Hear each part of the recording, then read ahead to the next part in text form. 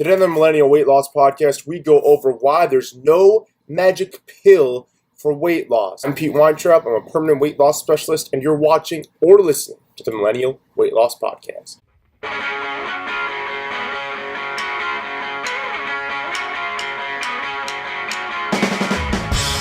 As Pete Weintraub, permanent weight loss specialist here, and today we're going to go over again why there's no magic pill for weight loss, especially permanent weight loss. Now, if you're new to the show, first off, welcome. Secondarily, this show is for folks who are millennials, who have 50 or more pounds to lose. You're sick and tired of your friends, your family, your coworkers, maybe even your significant other judging you for being overweight, and you're ready to make that healthy change now. You just need a little bit of information, motivation, and direction in order to get there, and that's where I come in. So again, my name is Pete Weintraub. I'm a permanent weight loss specialist, and why should you trust me? Well, I have 7 different fitness and nutrition certifications. I have 10 years working in the health and fitness industry, and I've personally lost 100 pounds from my heaviest to where I am now.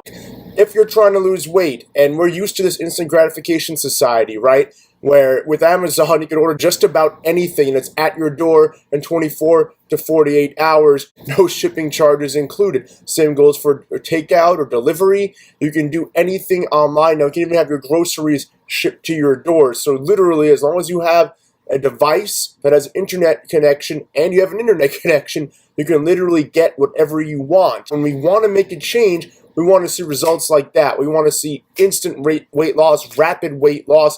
We want to see our bodies transform from flub to six-pack abs overnight. And unfortunately, I hate to break it to you, this isn't going to be the sexiest answer, unlike a lot of what those Insta douches and fitness celebrities present to you. There's no 21-day fix. There's no 30 pounds in 30 days. There's no 30-day fat furnace. All of that is bullshit to get your wallets out, to get you paying for nonsense. All right, the truth of the matter is it takes hard work and it takes dedication. On my journey now, this is obviously for most of the journey, me not having any certifications, me having no real knowledge outside of what I was taught in the limited amount that I was taught in school on fitness and nutrition and health in general.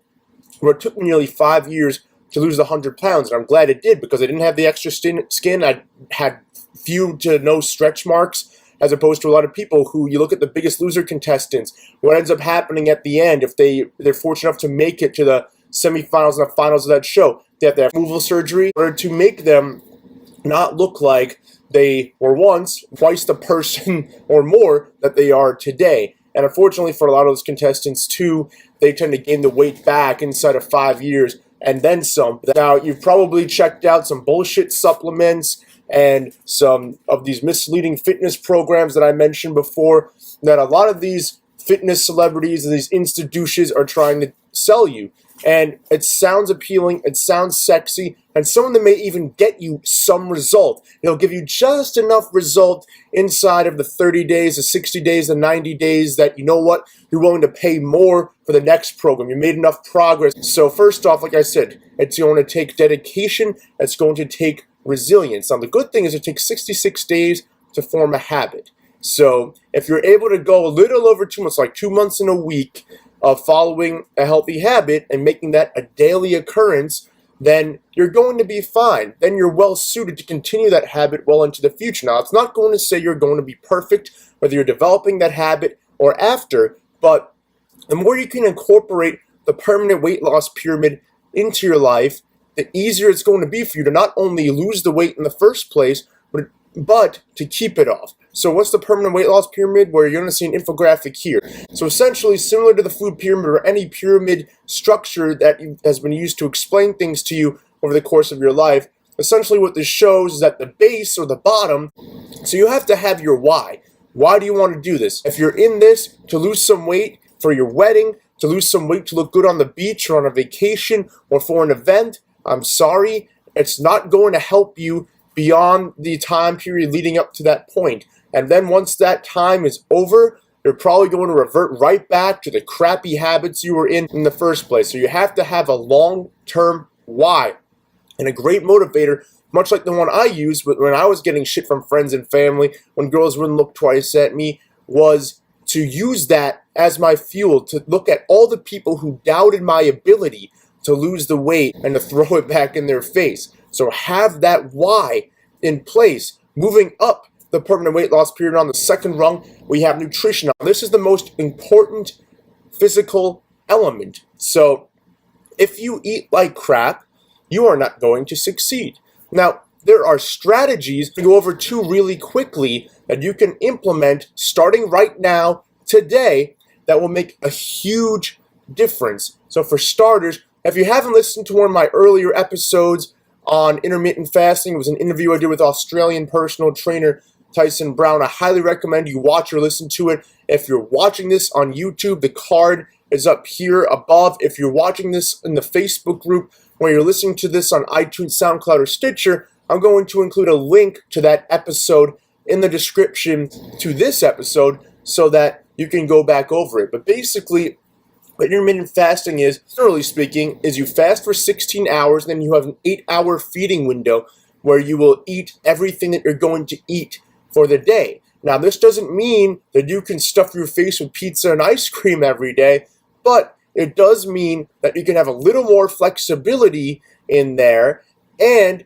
it enables you to do the second strategy, which is to eat clean 80% of the time. So again, you do not have to be perfect with your nutrition. If you go out for dinner on the weekend, you go out for drinks with friends or coworkers, whatever the case may be, and you're going to have a bad meal or two throughout the week, that's okay. As long as you eat well a vast majority of the time within your feeding window, you're going to be good to go. So, what's good to eat? Memorize this one sentence. It's going to be here down below if you're watching this. If you're listening, I'll repeat it a couple of times. So, eat meats, vegetables, nuts and seeds, some fruit, little starch, no sugar. I'll say that one more time. Eat meats, vegetables, nuts and seeds, some fruit, little starch, no sugar. If you can apply that sentence to every or just about every nutritional decision you come across, whether you're eating out at a restaurant, you're ordering takeout, you're getting food delivered, or you're at an event, whatever the case may be, anytime you make a food decision, use that sentence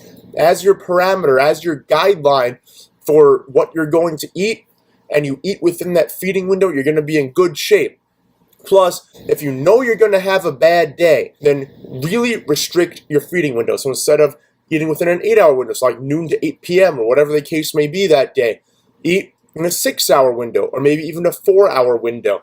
That way, you're not eating as much crap, because let's face it, how much food can you eat in 4 hours? Even if you're stuffing your face, trust me, you're not going to be able to do it. And you're going to find, as you continue to utilize intermittent fasting as a strategy, you're not going to be able to eat as much as maybe you are currently if you're a grazer, one of those people that eats several times, more than like 6 times throughout the day, whether you're snacking or eating meals. So there's that. Next, moving up the pyramid, the second most important physical element is consistent quality sleep. So we need to sleep in 90-minute intervals. 3 that you can sleep within. I really recommend you get the latter 2. The least amount of sleep you should ever aim to get any night is 6 hours. Now, if you're a parent, if you work odd hours, whatever the case may be, if you're stressed out, this may be a pipe dream. But it's possible, and it's important to prioritize your sleep. I recommend you get, instead of 6 hours, either 7.5 or 9 hours of sleep. So pick one. If you're not sure which one is best, figure that out and stick to it. Sleep in a dark, quiet room. Make sure it's cool in there, not too hot, not too cold either, but a cool room. And be in bed at least half an hour before you would like to be asleep so that you can sleep within that window. The more you do that, just like with intermittent fasting, I forgot to mention before, your body goes through regenerative processes that heal your body, that heal your gut, that heal your brain, and that enables you to function optimally every single day. It'll keep you more energized, it'll regulate your moods better, you'll think more clearly, and you'll be in a much better position to succeed in losing the weight and keeping it off. Last up on the permanent weight loss pyramid, there's regular exercise, fitness. It doesn't have to be a particular type of exercise. It's different strokes for different folks. Whatever can motivate you. For me, I love playing softball. I play on 4 different teams, so I play 4 days a week, and then I work out 1 or 2 days on top of that during the summer and the fall. those are my forms of physical activity. Do what works for you. Do what will get you out there and keep you motivated. It's really that simple. Follow the permanent weight loss pyramid. You'll be well on your way to reaching your goal. Nothing is magic. It just takes time and dedication to changing some habits in your life from a nutritional, sleep, and fitness perspective.